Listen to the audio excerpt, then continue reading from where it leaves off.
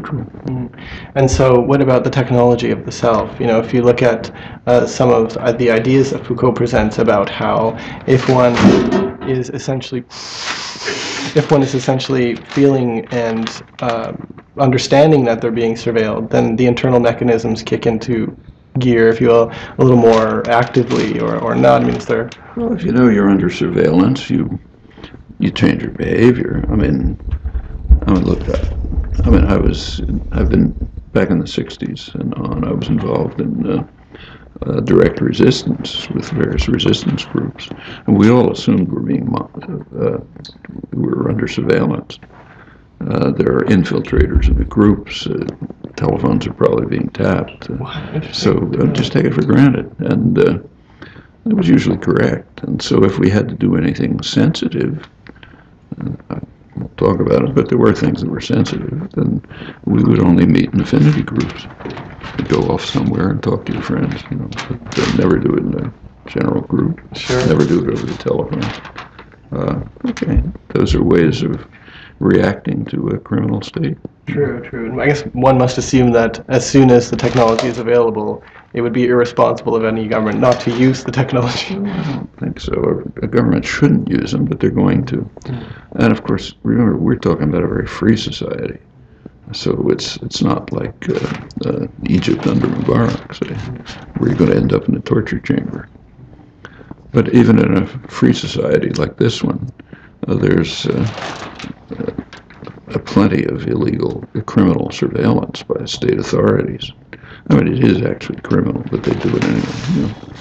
And in fact, the disruption of popular movements by state authorities is pretty extreme. I don't know if you've ever looked at the COINTELPRO records, but that was a major attack by the National Political Police, the FBI, which went on under 4 administrations, from Eisenhower right through Nixon, which went as far as literal assassination, Gestapo-style assassination, and many other techniques to try to undermine and destroy all the popular movements.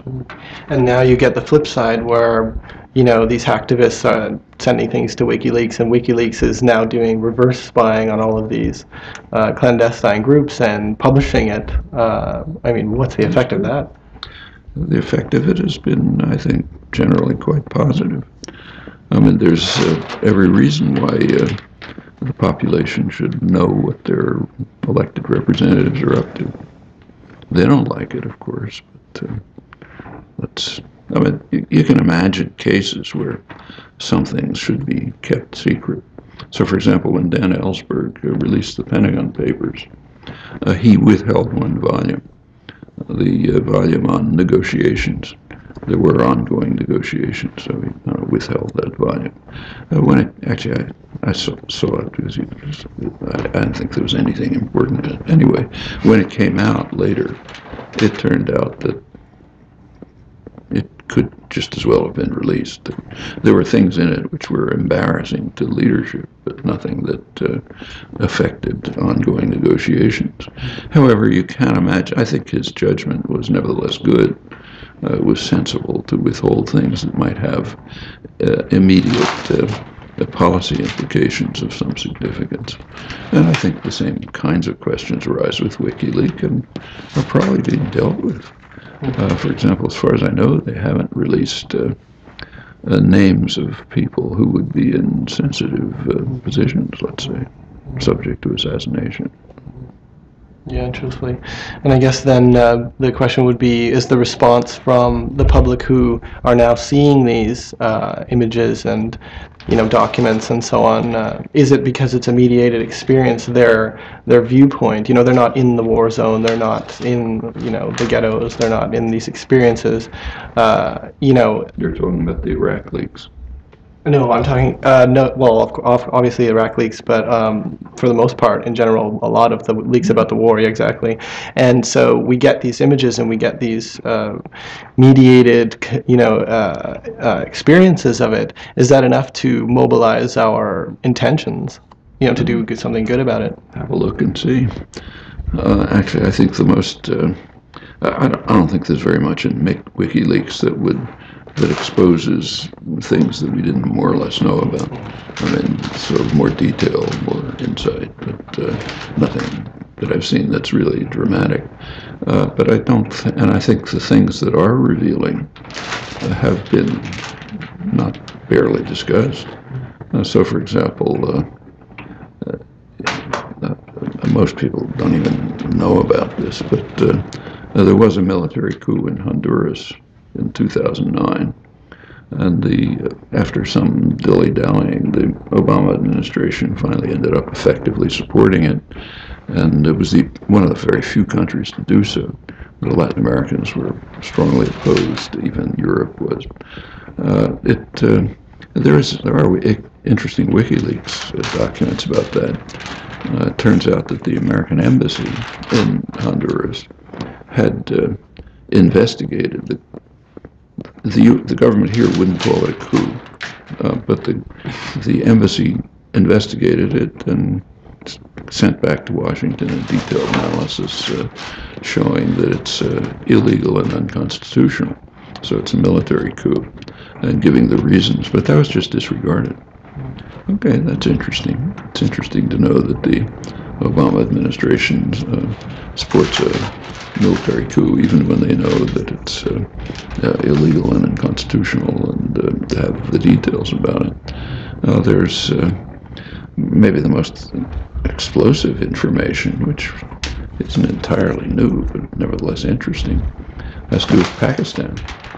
The ambassador in Pakistan, Ambassador Patterson, who supports U.S. policies and wasn't criticizing them in Afghanistan and Pakistan, nevertheless pointed out that these policies in Pakistan are the effect in Pakistan of drone attacks, pressuring the military to enter the zones that they've left alone and so on, that's increasing the radicalization and Islamization of Pakistan, and poses a threat of leakage of fissile materials into the hands of the jihadi elements. Well, that's pretty serious.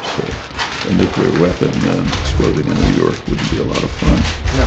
So it's interesting to know that the ambassador recognizes that the policies we're pursuing are increasing the danger of that. That's significant information. So despite the access and the sheer quantity of available information, looking at both sides of the story, the filtering of that is still in place, basically. The filtering's in place, and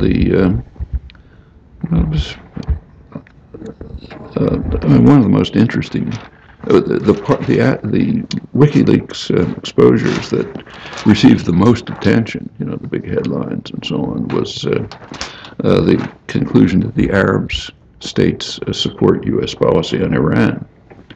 That got the headlines, a lot of euphoria. There's an interesting lack of commentary on it. What they meant was the Arab dictators support it. What about the population?